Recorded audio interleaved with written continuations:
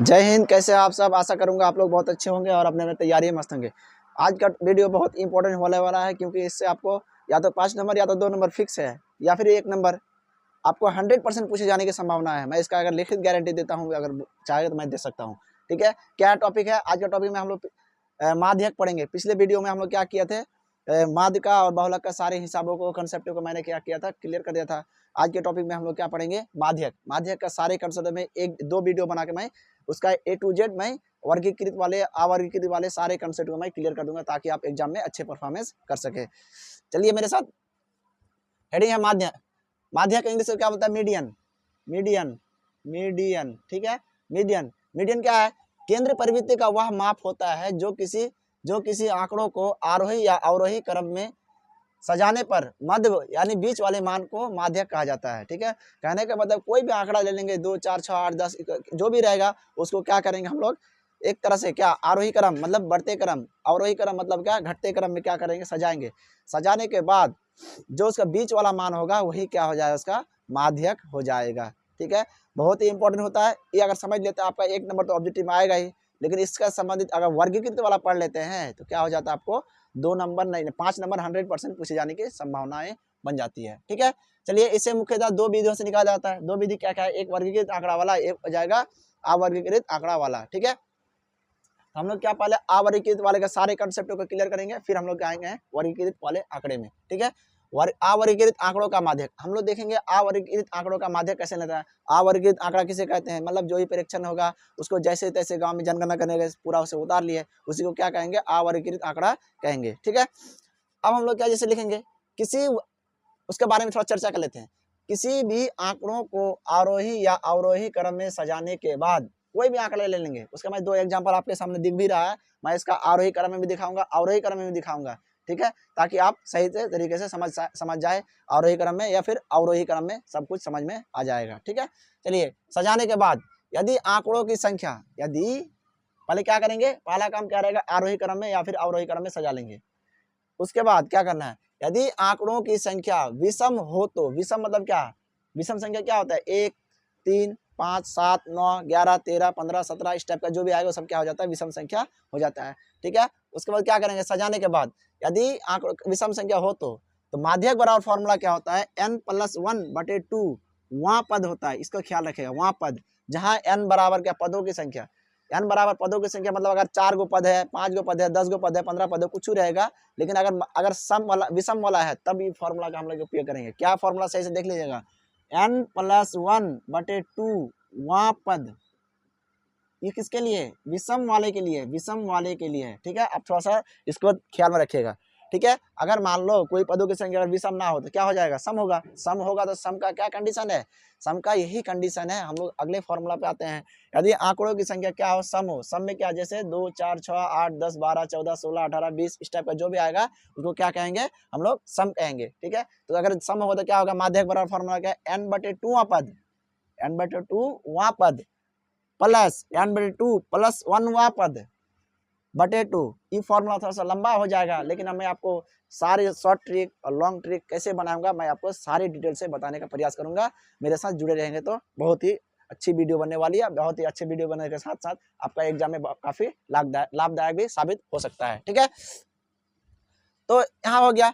अब मैं 2 एग्जाम्पल के माध्यम से आपको सारे कंसेप्ट को, ये जो बोर्ड में जितना कंसेप्ट लिखा हुआ है अगर समझ में नहीं आता, आप एग्जाम्पल के माध्यम से आप पूरा कंसेप्ट को समझ सकते हैं। ठीक है, चलिए 2 एग्जाम्पल लिया हूँ। क्या एग्जाम्पल लिया हूँ, देखिए क्या लिखा, आंकड़ा दिया हुआ है 8 4 9 2 4 6 2। ठीक है, हम लोग क्या करेंगे, इसको क्या करेंगे, दोनों तरीके से सजा लेंगे, एक आरोही क्रम में भी अवरोही क्रम में भी सजा लेंगे। पहले हम लोग क्या लेते हैं, आरोही क्रम में सजा लेते हैं और उसको अवरोही क्रम में भी सजा लेंगे। आरोही क्रम बराबर क्या हो जाएगा, चलिए सबसे छोटका कौन है, 2 है। उसके बाद कौन है, 2 2 बार आया, 4 कितना बार, वो भी क्या 2 बार आया। ठीक है, उसके बाद 8 है, नहीं 6 होगा, उसके बाद 8 होगा, उसके बाद 9 होगा। ठीक है, अगर अवरोही क्रम में देखते हैं, अवरोही क्रम मतलब क्या, घटते क्रम, अवरोही क्रम में भी सजा के दिखा देते हैं आपको। तो बड़ा वाला पहले आ जाएगा, 9 8 6 4 4 और 2 और 2। ठीक है, दोनों तरीके से आपको मैं सजा के दिखा दिया। ठीक है, अब देखिए हम लोग क्या, n का मान क्या आ गया, n का मान होता है पदों की संख्या। पदों की संख्या गिनिए तो पहले, पहले हम लोग n का मान गिनेंगे, पदों की संख्या गिनेंगे, तब हम लोग फॉर्मूला डिसाइड करेंगे कौन वाला फॉर्मूला लगाए, ई वाला फॉर्मूला लगाए या ई वाला फॉर्मूला लगेगा। ठीक है, तो हम लोग n का मान गिनते हैं। 1 2 3 4 5 6 7, n का मान हो गया 7। तो 7 सम होता है कि विषम होता है? तो आप जानते हैं 7 क्या होता है, एक प्रकार का विषम संख्या होता है। तो विषम संख्या का फॉर्मूला क्या, वही तो फॉर्मूला है। तो क्या करेंगे, माध्यक बराबर फॉर्मूला होता है, माध्यक बराबर फॉर्मूला n+1/2वां पद, 2वां पद। ठीक है, अब हम क्या करेंगे, मान को बैठाएंगे। n का मान कितना, 7 प्लस क्या होगा 1 बटे क्या होगा 2 वां पद। ठीक है, अब देखिए 7 और 1 कितना होता है 8/2 वां पद। ठीक है, 2 चौके 8 बराबर 4वां पद हो जाएगा। ठीक है, 4वां पद, 4वां नंबर पर कौन है, देखिए तो 4वां नंबर पे अगर आरोही क्रम में देखते हैं तो एक तरह से देखिए 1 2 3 4, 4वां नंबर पर कौन है, 4 है, 4वां नंबर पर 4, यही हो जाएगा आंसर। अगर इसमें भी देखते हैं तो 4वां नंबर कौन है, 1 2 3 4, 4वां नंबर पर क्या हो जाएगा, 4 हो जाएगा। ठीक है, यही आंसर हो जाएगा। ठीक है, आशा करूंगा आपको समझ में आएगा। इसका अगर शॉर्ट ट्रिक अगर देखते हैं तो शॉर्ट ट्रिक में क्या हो जाएगा, जैसे 2 2 4 4 6 8 9। ठीक है, इसका अगर शॉर्ट ट्रिक में समझना चाहते हैं, अगर ऑब्जेक्टिव में बनाने के लिए, लेकिन अगर आपको 2 नंबर पूछा तो इतना वो बना के दिखाना पड़ेगा। ठीक है, अब देखिए सब ऑब्जेक्टिव बनाना तो क्या करेंगे, 2 इधर से, 1 इधर से, 1 इधर से, 1 इधर से, 1 इधर से, 1 इधर से, क्या बचा, 4 ही तो बचा ना, यही तो हो गया आपका आंसर, मध्य वाला मान, यही बीच वाला मान हो गया। ठीक है, आशा करूंगा आपको लॉन्ग ट्रिक और शॉर्ट ट्रिक आपको समझ में आ गया होगा। ठीक है, लेकिन इस टाइप का कब बनाएंगे, जब हम लोग क्या ऑब्जेक्टिव का बनाने का प्रयास करेंगे तब हम लोग बनाएंगे। ठीक है, फिर इसी तरह एक एग्जांपल इसी को लिया हूँ, इसको थोड़ा सा ऊपर उठा के ये कर देता हूँ। जैसे क्या है 2 नंबर एग्जांपल, 2 7 9 4 8 3 7 2। ठीक है, इसको कर लिया। हम लोग क्या करेंगे, आरोही क्रम में, आरोही क्रम और अवरोही क्रम दोनों में सजाएंगे, आरोही क्रम और अवरोही क्रम दोनों में सजा के आपको दिखाऊंगा। इसमें देखिए पहले सजाता हूँ, पहले 2 है 2 है 3 है, 2 2 तो हो गया, 3 भी हो गया, 4 हो गया, उसके बाद है 4 हो गया, फिर 7 है कितना बार, 2 बार, फिर क्या है 8 है और 9 है। अब हम लोग क्या करेंगे, इसको फिर अवरोही क्रम में भी सजा लेंगे, 9 है 8 है 7 है 4 है 3 है 2 है 2 है। ठीक है, अब हम लोग क्या n का मान देखेंगे, n का मान देखिए 1 2 3 4 5 6 7 8, 8 हो गया, n का मान हो गया 8। 8 क्या है, एक प्रकार का सम संख्या है। तो सम संख्या का कंडीशन तो आपको जान भी करते हैं, क्या जानते हैं, क्या करेंगे, माध्य बराबर फॉर्मूला n/2 वां पद प्लस n/2 प्लस 1 वां पद बटे कितना 2। चलिए थोड़ा सा दिमाग लगाइएगा, पहले हम लोग क्या करें, n का मान तो दिया हुआ है, यहाँ से अगर n/2 का मान निकाल लेंगे यहाँ से, तो n/2 अगर कर देंगे तो क्या हो जाएगा, 8/2 बराबर क्या हो जाएगा, 4 नहीं हो जाएगा। ठीक है, तो यहाँ क्या हम लोग करेंगे, n/2 का मान कितना हो जाएगा, 4वां लिख देंगे, 4वां पद प्लस n/2 का मान कितना है 4, और एक तो अलग हो गया ना 1 प्लस वां पद बटे कितना हो जाएगा, 2 हो जाएगा।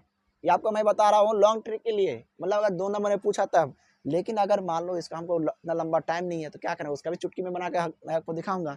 ठीक है, तो क्या करूँगा, 4वां नंबर में कौन है, 4वां पद, इसको मैं जोड़ लूंगा पहले, 4 और 1 कितना होगा, 5वां पद हो जाएगा बटे कितना हो जाएगा, 2 हो जाएगा। चलिए 4वां नंबर पर कौन है, इधर से देखे तो 1 2 3 4 नंबर पर कौन है, तो है 4। 5वां नंबर पर कौन है 7 बटे कितना 2, 4 और 7 11 बटे 2 बराबर क्या होगा 5 पॉइंट क्या हो जाएगा 5, यही हो जाएगा आंसर।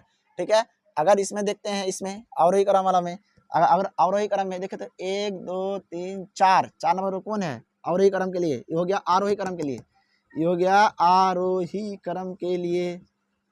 लेकिन अवरोही के लिए क्या देखते हैं, थोड़ा सा दिमाग लगा के, क्या इधर से 4वां नंबर पर कौन है, चीज़ तो यही है ना, लेकिन यहाँ पे हम लोग आरोही क्रम और अवरोही क्रम में डिसाइड करेंगे। यहाँ देखिए तो 1 2 3 4 और नहीं 1 2 3 4 4 नंबर कौन है 7 है, इधर 5वां नंबर कौन है 4 है बटे 2 बराबर का 11 बटे 2 बराबर क्या हो जाएगा 5.5 हो गया। ये हो जाएगा आपको आंसर।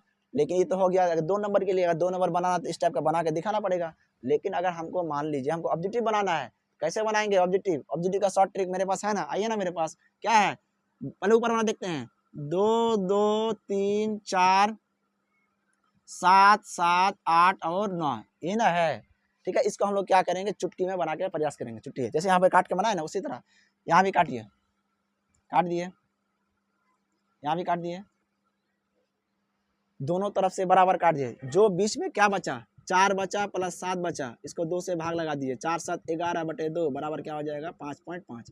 यही तो है आंसर। ये वाला में क्या था जो बचा वही आंसर।